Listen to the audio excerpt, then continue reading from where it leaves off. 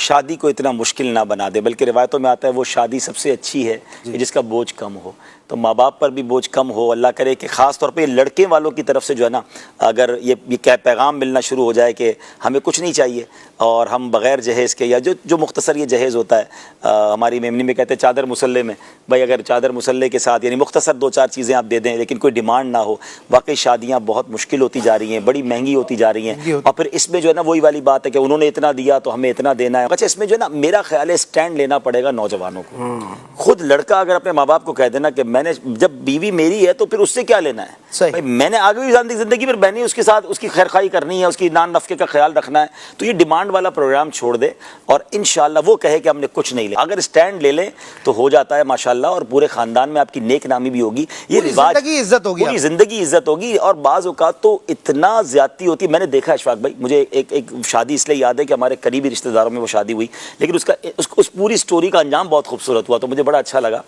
بہروز بھائی ہوا یہ کہ ایک میمن کمیونٹی میں ہمارے ایک رواج ہے کہ ایک کمیونٹی میں کہ شادی کے لیے لڑکی والوں کو گھر لے کے دینا ہوتا ہے. تو گھر لڑکے کو مل گیا اور شادی ہو گئی. بعد میں اس لڑکے کو پتا چلا کہ یہ گھر دینے کے لیے سسرال والوں نے اپنا گھر بیچ دیا اور وہ خود کرائے کے گھر میں چلے گئے.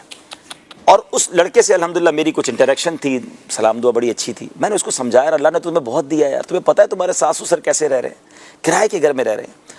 اللہ اس لڑکے کو سلامت رکھے، اس نے اپنا گھر بیچا، اپنے سسرال والوں کو واپس گھر دلایا، اپنے ماں باپ سے مشورہ کیا پہلے اور پھر اپنے ماں باپ کے ساتھ رہنا شروع ہو گیا. بولا میں آپ کے ساتھ رہوں گا، آپ کی خدمت کروں گا، کیونکہ میری وجہ سے میرے سسرال، وہ بھی تو ماں باپ ہے نا، اور وہ کرائے کے گھر میں چلے گئے اپنا گھر چھوڑ کر. آپ جو اشفاق بھائی نے جملہ کہا نا، اب تک اس بندے کی اپنے سسرال میں جو عزت ہے نا، یعنی وہ رو کے دعائیں کرتے ہیں اس کے لیے کہ ایسا داماد کب ملے گا کہ جو ہمیں گھر لے چکا اور گھر بیچ کر واپس ہمیں گھر دلایا.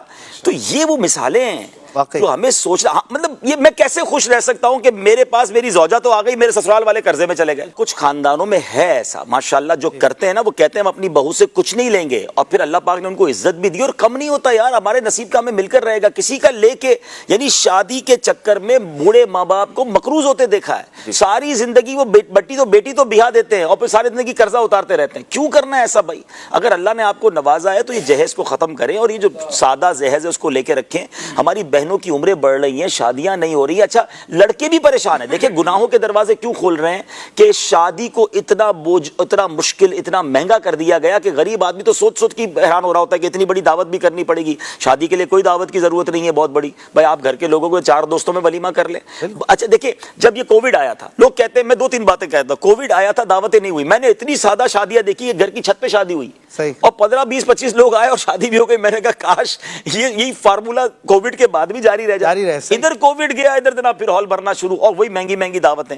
دوسرے نمبر پر کووڈ نے تو بہت چیزیں سکھائی نا. جب یہ کووڈ کے بعد پابندیاں تھیں، میں تو اتنا حیران، میں ایک دعوت میں کھانا کھا کے باہر نکلا 9:30 اس کے بعد بجے. اللہ اکبر. میں کہا یا اللہ یہ بھی پاسبل ہے. اچھا جب ہم کہتے تھے نا دعوت جلدی کر دو تو کہتے مہمان نہیں آتے. اور بھائی قانون کے چکر میں تو سارے آ گئے. آپ اپنا قانون بنا لینا کہ بھائی ہماری دعوت 9 بجے. اچھا میں کچھ سوسائٹی ان کو جانتا ہوں، کمیونٹیز کو، میں نام نہیں لینا چاہتا آن ایئر، بڑا اچھا لگا مجھے انہوں نے دعوت دی. کہا ابھی بھائی 9 بجے کھانا شروع ہو جائے گا، آپ لیٹ آئیں گے تو کھانا شروع ہو چکا ہوگا. اور واقعی پورے 9 بجے کھانا شروع کر دیتے ہیں وہ ہر شادی میں. وہ چاہیں اور پورا ہال بھر جاتا ہے ان کا، کہ ان کو پتا ہے نا کہ یہ ہو جائے گا.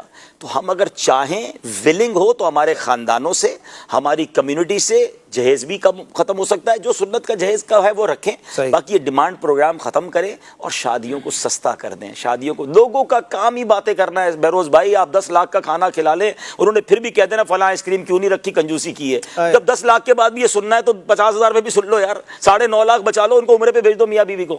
کھانوں پہ اتنا خرچہ کرنا ہے، اس سے بہتر ہے یار کوئی نیکی کا کام کر لیں، کسی اور کی شادی کرا دیں. تو بہت زیادہ اس پہ خرچ ہو رہا ہے. اللہ کرے کہ ہم سادگی کریں. اور خاص طور پہ اگر آپ لڑکے والے ہیں یا آپ خود شوہر ہیں یا لڑکے ہیں تو آپ سامنے ڈیمانڈ یہ کر دیں کہ مجھے کچھ نہیں چاہیے.